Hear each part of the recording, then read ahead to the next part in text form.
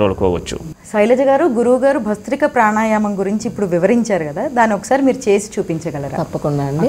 ఇప్పుడు మనం భస్త్రికా ప్రాణాయామం ఏ విధంగా చేయాలో చేసి చూపిస్తాను. చూడండి, నేను చేసిన తర్వాత మరలా వివరిస్తాను. హ్యాండ్స్ని ఈ విధంగా స్ట్రైట్గా తీసుకుంటాం. ఫింగర్స్ని ఓపెన్ చేసి శ్వాసని విడిచిపెడుతూ హ్యాండ్స్ డౌన్ చేస్తాను.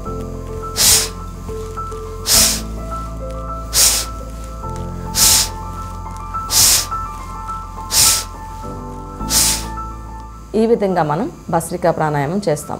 ఏం చేస్తామంటే హ్యాండ్స్ రెండు కూడా నిటారుగా స్ట్రైట్గా పైకి తీసుకుని, చేతుల్ని స్ట్రైట్గా తీసుకుని, ఫింగర్స్ని కూడా ఓపెన్ చేసి కిందకి నిదానంగా తీసుకువచ్చేటప్పుడు నోస్ ద్వారా శ్వాసని విడిచిపెడుతూ చేతుల్ని ఫిస్ట్ లాగా ఈ విధంగా క్లోజ్ చేస్తాం.